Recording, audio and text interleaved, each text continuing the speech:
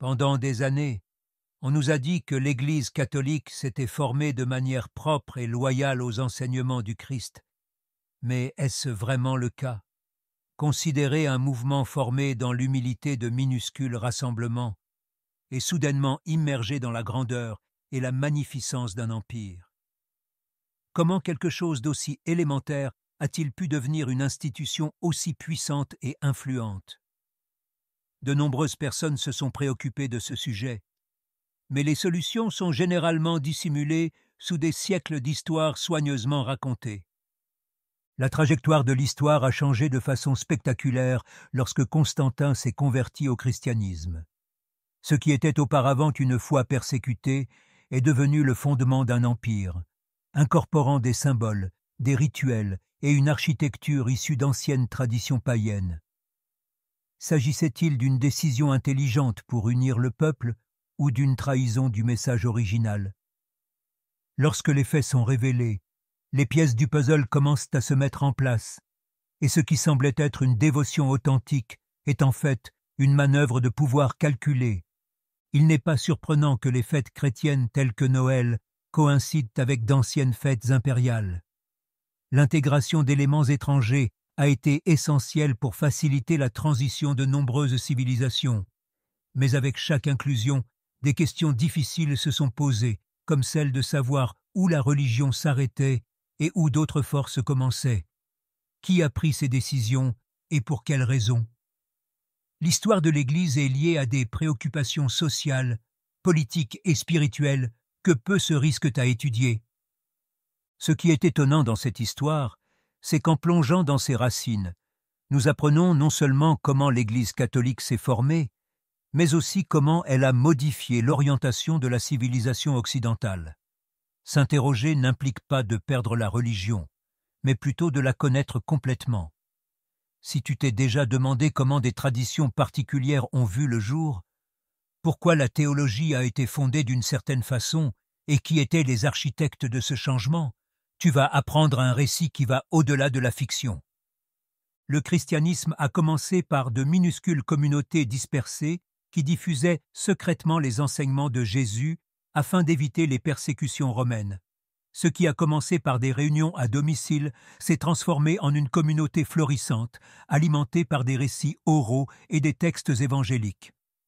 Ces chrétiens ont conservé une religion de base, sans ostentation, mais avec un fort sentiment d'affiliation et de mission.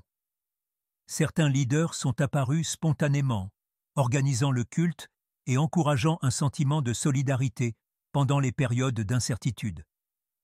Au fur et à mesure que les idées chrétiennes se sont répandues, un plus grand sens de l'ordre est devenu nécessaire. La doctrine a commencé à être organisée pour éviter les déviations et maintenir la cohérence des croyances, ce qui a suscité des désaccords entre les différents courants.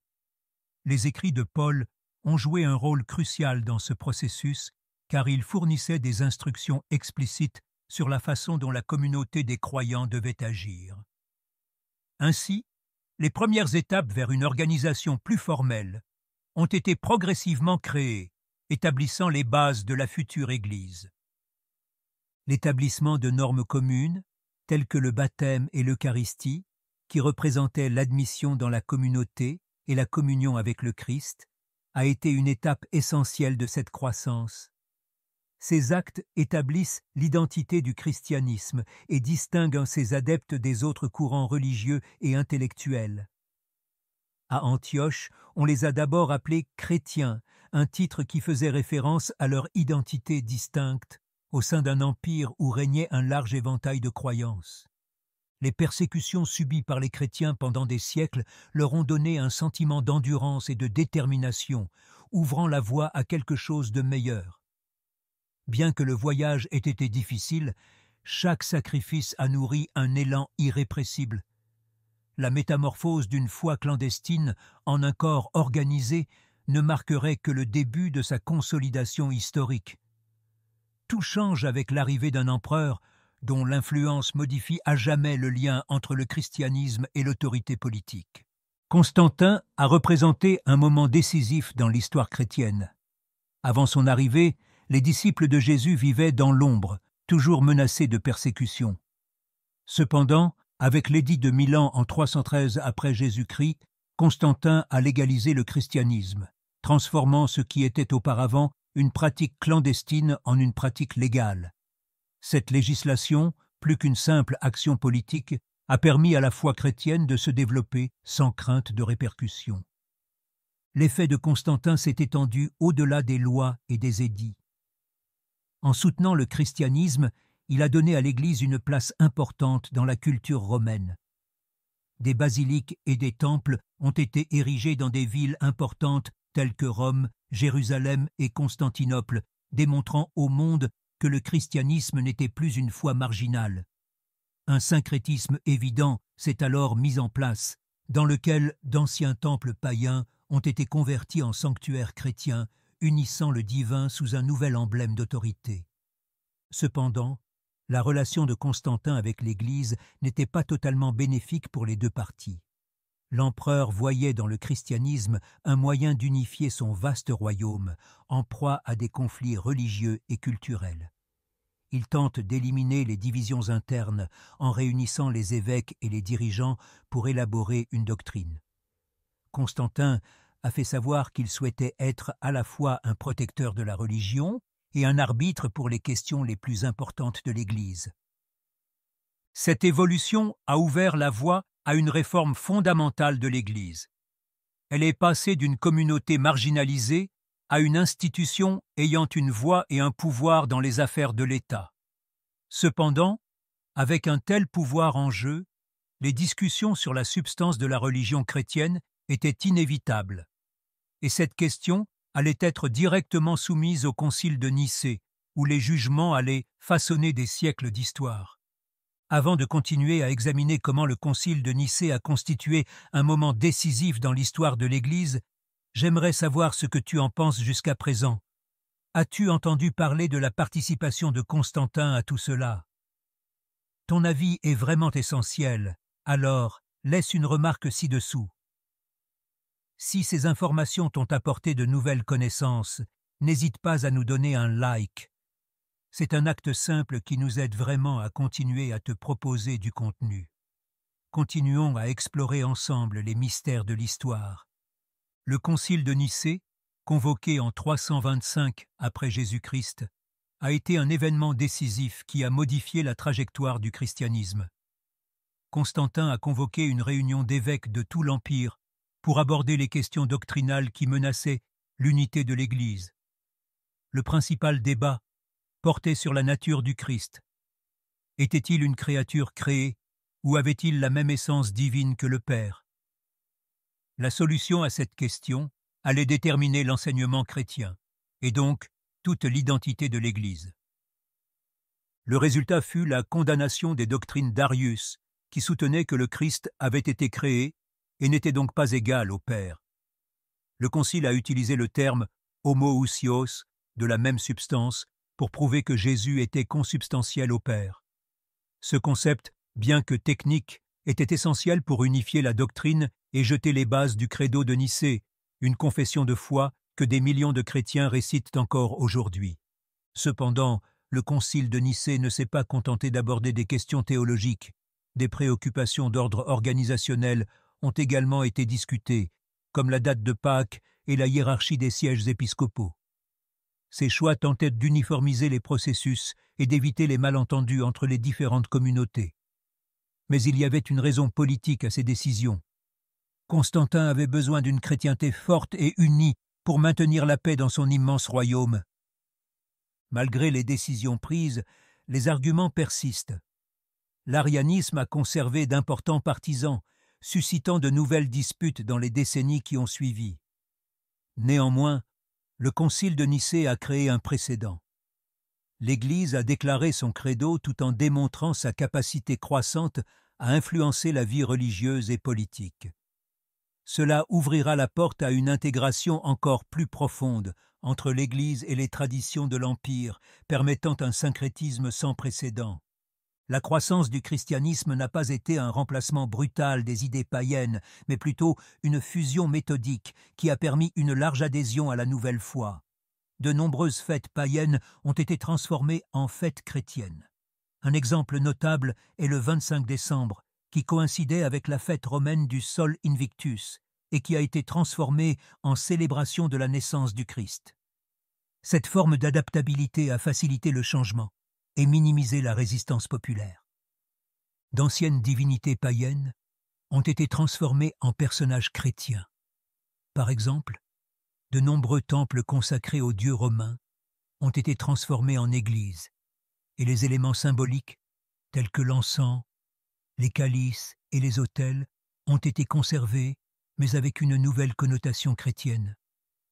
Les nouveaux convertis se sont ainsi familiarisés avec les rites, ce qui leur a donné un sentiment de continuité dans leurs activités religieuses tout en adhérant à l'enseignement chrétien. Ce syncrétisme a inspiré les expressions créatives et architecturales de l'Église. Les cathédrales et les basiliques reprenaient les caractéristiques de la majesté romaine, mais dans le but d'adorer le Dieu chrétien. Les icônes et les mosaïques présentaient les récits de l'Évangile d'une manière visuellement attrayante que les gens pouvaient comprendre. Ce point de vue soulignait que l'Église ne détruisait pas la culture, mais la sauvait et l'élevait dans une nouvelle réalité.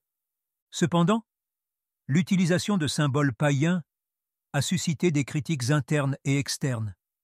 Certains considéraient ce processus comme une dilution de la pureté de la foi, tandis que d'autres y voyaient une approche vitale pour remplir le devoir d'évangélisation.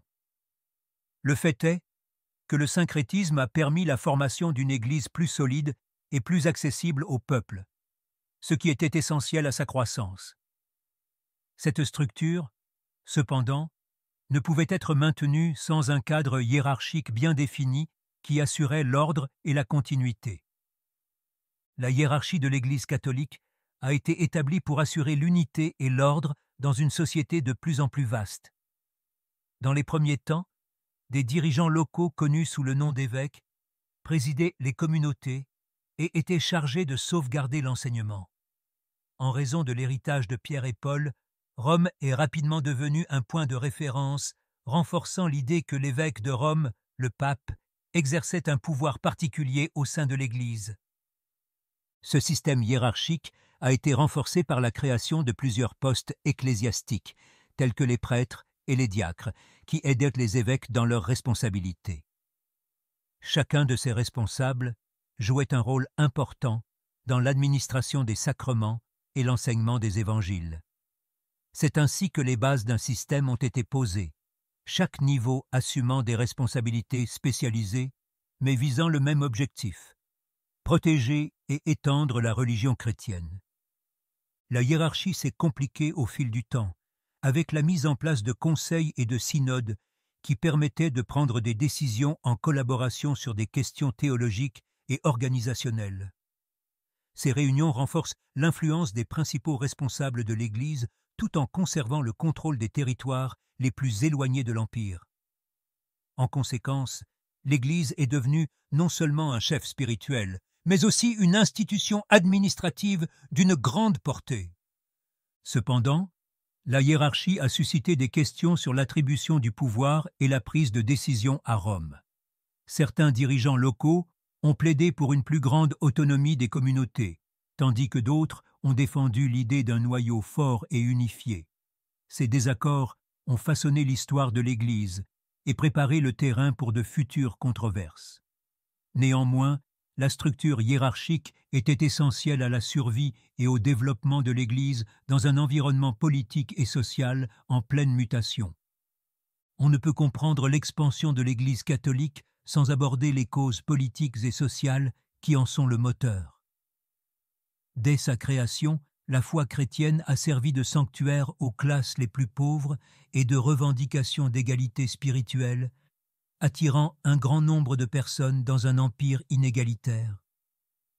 Cependant, les dirigeants de l'Église ont rapidement compris que leur pouvoir pouvait s'étendre au-delà du spirituel et devenir un instrument précieux dans le contexte politique. Constantin a été l'un des premiers à tirer parti de ce potentiel en tentant d'unifier son vaste royaume par le biais du christianisme. En soutenant l'Église, il a maintenu la stabilité dans un empire déchiré par des conflits culturels et théologiques. Ce partenariat stratégique profite à la fois à l'État impérial et à l'Église, qui reçoit des privilèges et des ressources pour s'étendre. L'Église est devenue une institution capable de traiter avec les empereurs et la noblesse, inaugurant ainsi son rôle politique. En outre, l'Église a joué un rôle important dans la promotion d'un sentiment d'identité commune dans un empire aux multiples nationalités et langues. L'enseignement chrétien, en se présentant comme un message global, a contribué à favoriser l'unité dans des lieux très différents les uns des autres. Les chefs ecclésiastiques de chaque village ne se contentaient pas de prêcher l'Évangile. Ils réglaient aussi les différends et supervisaient les œuvres de charité, gagnant ainsi la confiance de la population. Cependant, la combinaison du pouvoir politique et social a suscité des critiques.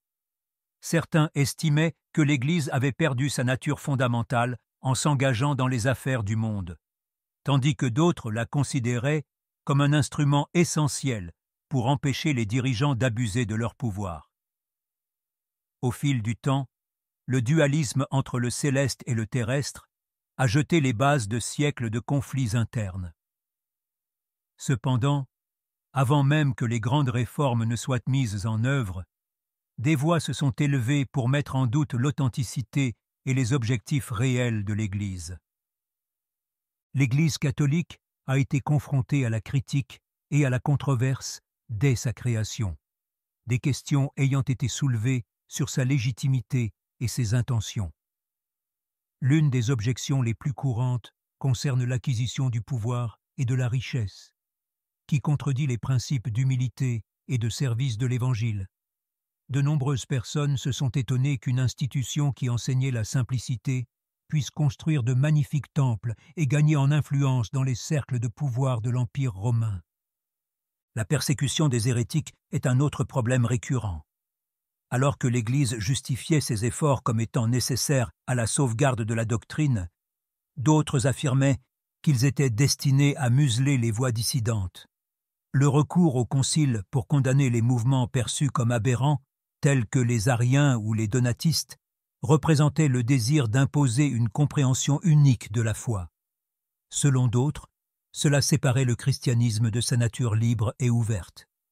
Le syncrétisme utilisé pour faciliter la propagation de l'Église a également été remis en question. Les critiques pensaient qu'en ajoutant des éléments païens, l'Église diminuait le message original du Christ. Cependant, les défenseurs ont soutenu que cette technique permettait à des millions d'individus d'adopter la foi sans avoir l'impression d'abandonner complètement leurs coutumes. Ce différend est toujours d'actualité dans les évaluations contemporaines des origines et des pratiques du christianisme. Enfin, la juridiction de la hiérarchie de l'Église sur les fidèles a été une autre source de conflit. Au fil des ans, des efforts ont été déployés pour rapprocher l'Église du peuple et la rendre moins centralisée. Ces objections, allant des cathares aux réformes protestantes, ont prouvé que l'Église n'était jamais à l'abri des luttes internes. Cependant, chaque épreuve a suscité des réponses qui l'ont soit renforcé, soit entraîné des changements structurels substantiels. L'histoire de l'Église catholique regorge de moments de grandeur et de décisions qui ont changé le monde.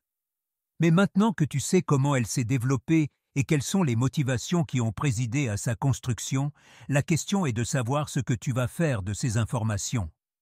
Comprendre les origines de chaque concept, symbole et célébration fournit un contexte ainsi qu'un nouveau degré de connaissance sur la véritable signification de ta foi ou de ce que tu choisis de croire. Réfléchis. Combien de fois as-tu adopté une tradition sans tenir compte de ses origines? Connaître le passé est la première étape pour déterminer si tu suis quelque chose par conviction ou par habitude. Quels concepts sont entrés dans ta vie sans que tu sois conscient de leur origine? Le moment est venu d'évaluer ces points de vue et de faire des choix plus délibérés. N'accepte pas les réponses tièdes ou les explications inadéquates. Continue d'explorer. cherche à approfondir tes connaissances et, surtout, ose penser par toi-même. L'histoire du christianisme est bien plus complexe et intrigante qu'il n'y paraît à première vue. Et en découvrant ses secrets, tu découvriras peut-être une partie de toi-même qui est restée cachée jusqu'à présent. Si ce matériel a piqué ton intérêt et que tu veux en savoir plus, abonne-toi à la chaîne et active les notifications pour ne pas manquer de futurs récits merveilleux comme celui-ci. Parce que la quête de la vérité ne s'arrête jamais et que chaque pièce du puzzle nous rapproche de la compréhension de notre rôle dans l'histoire.